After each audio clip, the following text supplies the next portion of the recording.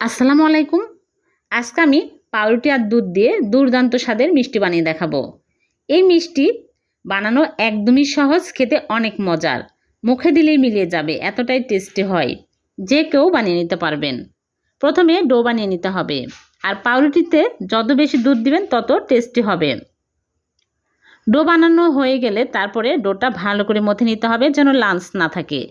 তারপরে মিষ্টির শেপ দিয়ে নিব। আমি এখানে ছোট ছোট করে মিষ্টির শেপ দিয়ে নিচ্ছি। আপনারা চাইলে লম্বা করে বানাতে পারবেন। তারপরে হালকা আঁচে 2-3 মিনিট ভেজে নিব। বেশি ভাজা যাবে না, তাহলে একদম গলে যাবে। তারপরে মালাই তৈরি করে নিতে হবে। 3 কাপ দুধ জাল করে ঘন করে 2 কাপ করে নিয়েছি। এখন সব কিছু দিয়ে আমি মিষ্টি দিয়ে জাল করব 3 মিনিট। 3 মিনিট পর চুলা থেকে নামিয়ে ঠান্ডা করে সার্ভ করে নেব। হয়ে গেল ভীষণ মজাদার পাউরুটির মিষ্টি। ভালো লাগলে লাইক, কমেন্ট, শেয়ার করে দিবেন। আবার দেখা হবে। আল্লাহ হাফেজ।